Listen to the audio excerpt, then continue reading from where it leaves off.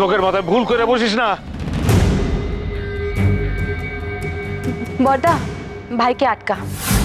ভাই আলোর দোষটা নিজের ঘাড়ে নিতে যাচ্ছে। আর আলোকে দেখো, ও সবকিছু জানে, জেনে কিন্তু চুপ করে আছে। ও কি মানুষ? এ কি শুনছি? শেষে সৌরভ এই কাণ্ড করতে যাচ্ছে। কোথায় যাচ্ছ তুমি?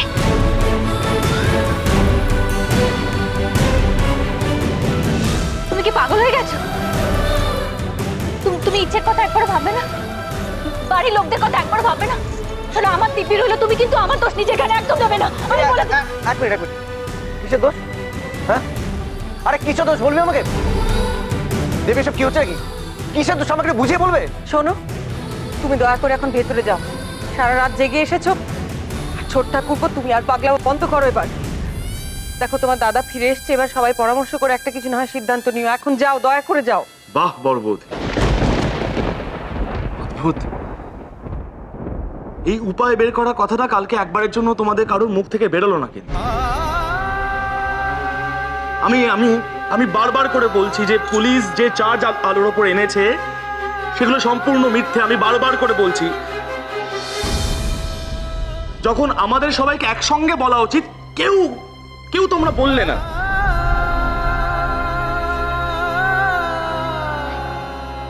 সরি, তোমরা কিন্তু জানো আলোর আলোর আলোর কেউ নেই। তোমরা প্রত্যেকে কিন্তু জানো ও এই পরিবারটাকে নিজের বলে মানে। ব্যাস, অনেক হয়েছে ছোট ঠাকুরপো। এই কথাটা তুমি একবারও আমার সামনে উচ্চারণ করবে না। আমার শরীর খারাপ হতে থাকে। এই মেয়েটা একবারের জন্য আমাদের কথা, একটা বারের জন্য আমাদের কথা ভেবেছেও। আমার আঘাতটা সেখানে। আমি নিজের হয়ে আর কোনো কথা বলবো না দিদিভাই, আর কোনো অজুহাত দেব না। যদি ঠাকুর সহায় হন তাহলে তোমরা নিশ্চয়ই বুঝতে পারবে, একদিন বুঝতে পারবে তোমরা আমার ভিতরে কতটা কষ্ট হচ্ছে। ব্যাস, শুরু হয়ে গেল চোখ দিয়ে জলের বন্যা। এবার এই চোখের জলে বড়দা, মেজো, ভাই সবাই গলে জল হয়ে যাবে। ধন্যী মেয়ে তুমি আলো। মুখে একটাও কথা না বলে সবকিছু যে বুঝিয়ে দেওয়া যায়, সেটা তোমার কাছ থেকেই শিখতে হয়। তুমি না মানে সাংঘাতিক মেয়ে একটা। তুমি সবকিছু করতে পারো আলো। আজ যে কথাটা আমি বলছি তো কালকে সারা দুনিয়া বলবে। তাহলে ব্যাপারটা সত্যি একদম?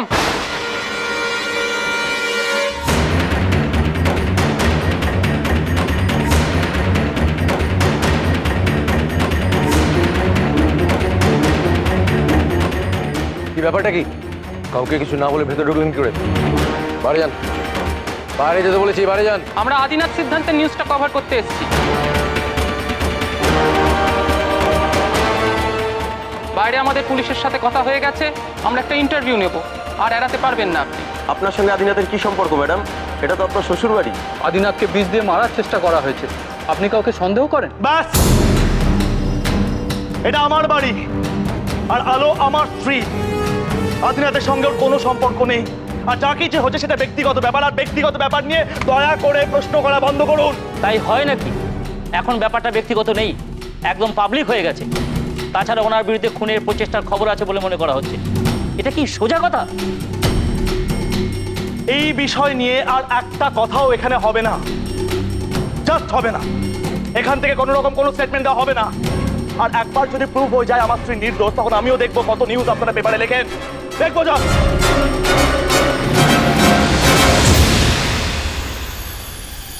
বেরিয়ে যান। রিপোর্টারদের বলছেন ইন্টারভিউ দেবে না? কি সাহস! কত কি হলো? বেরিয়ে যেতে বললাম তো। কেন বেরিয়ে যাবে? বেরিয়ে যান এখান থেকে। বেরিয়ে যান। বেরিয়ে যেতে বলছি না।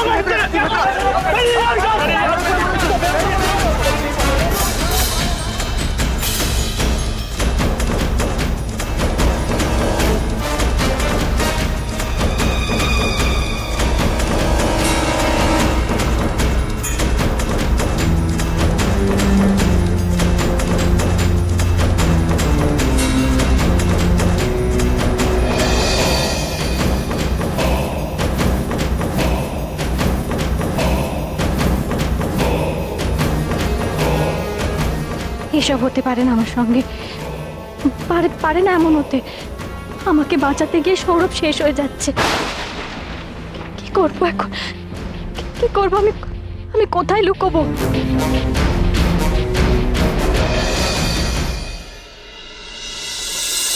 সাবধানে এসো বাবা, সাবধানে পা ফেলো। বড়টা দিদি আর বড় বউকে ডাক না প্লিজ। কিচ্ছু হয়নি মা, মামা কিচ্ছু হয়নি, টেনশন করো না তুমি। এসো কি হয়েছে? আচ্ছা শুরু করো। কি হয়েছে ওনার? মা, তুমি বলো মা। আমি এই ভয়টাই পেয়েছিলাম। আমি এই ভয়টাই পেয়েছিলাম। চেঁচিও না গো। কি সর্বনাশ হলো রে বড় খোকা। আরে দূর বাবা, চেঁচিও না তুমি এখন। কিচ্ছু হয়নি। আস্তে বসো তো শান্ত হয়ে। টাইমটা জোরে করে দিই। উফ, কি হলো? সব ওই মেয়েটার কারণে, সব ওই মেয়েটার কারণে। আর কত রকমের মানুষটা। বড় বউকে ডাক, ডাকছি। বড় বউ, আরে ডাক না বড় বৌদিকে। ডাকছি বলছি তো। বড় বৌমা। বাবা, আমি না ডাক্তারকে ফোন করি, যদি হসপিটালে নিয়ে যেতে হয় তখন এক্ষুনি শোনো শোনো শিগগির, এই যে ডাক্তারবাবু ইনহেলারের নামটা বলেছেন এটা ইমিডিয়েটলি আনাতে হবে। তুমি রাখো না, এটা যাও শিগগির নিয়ে এসো। চল চল চল চল আরে প্রেসক্রিপশনটা তো নিয়ে যাবে, কি আশ্চর্য, যাও তাড়াতাড়ি এসো। বাবা বড়বতী, অক্সিজেন লাগবে গো, অক্সিজেন। আমি ফোন না না দাঁড়া, ও গেছে, তোমার বর্দা গেছে, ওই ইনহেলারটা নিয়ে আসুক, ব্যবস্থা হয়ে যাবে। গরম জল খাই। বাবা একটু আস্তে আস্তে এটা খান তো। ও বাবা, সব কষ্ট হচ্ছে তোমার? হিন্দু, আমার মনে হয় তুমি না একটু মাকে গিয়ে সামলাও। হ্যাঁ, মায়ের আবার শরীরটা খারাপ হলে মুশকিল। একটু খাবেন বাবা জল? হ্যাঁ নিন, আর একটু নিন, একটু নিন।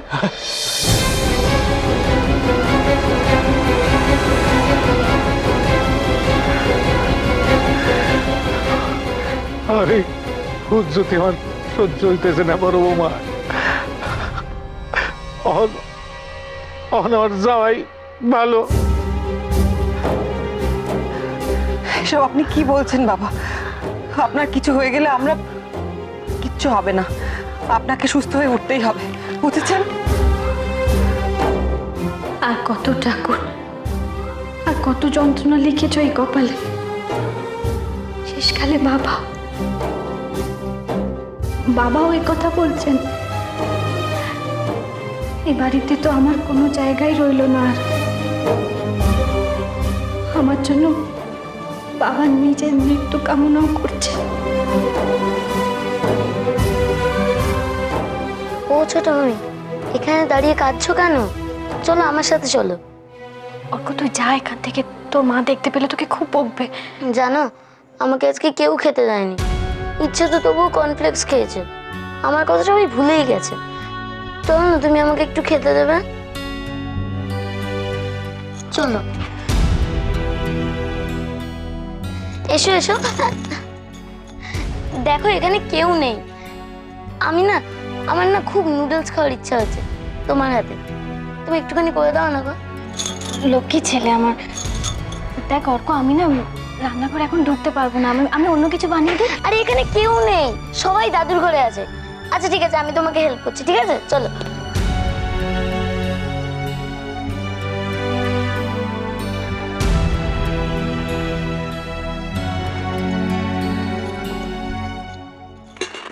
অল্প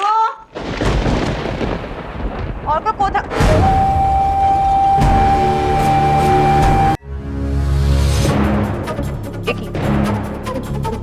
তুমি এখানে কি করছো? ছোট মামির হাতে আমিই খেতে চাইছি মা। ছোট মামি আসতেই চাইনি। চুপ কর, বাঁদর ছেলে। তোর এত খিদে না? 2 মিনিট ওয়েট করা যায় না? দেখছিস বাড়িতে দাদুর এই অবস্থা, তার মধ্যে চড়ে গাল লাল করে দেবো একদম। ওকে বকছে কেন বর্দি? ওর সত্যি কোনো দোষ নেই। খুব খিদে পেয়েছিল আর তোমরা সবাই ব্যস্ত ছিলে তো তাই। চুপ, একদম চুপ, একটাও কথা বলবে না। আমার ছেলেকে দলে টানছো? আর তোমার জন্য আমার ছেলে কিন্তু মার খেয়ে মরে যাবে। তুমি আমার রাগ জানো না? মারুক, ছোট মামি আমাকে মারুক, কিন্তু আমি তোমার হাতের রান্নাই খাবো। তুমি করে দাও তো। কি বললি? কি বললি? মারুক আমাকে না? মারুক? পরবর্তী তুমি জানো কি হয়েছে? লাগলো চোখে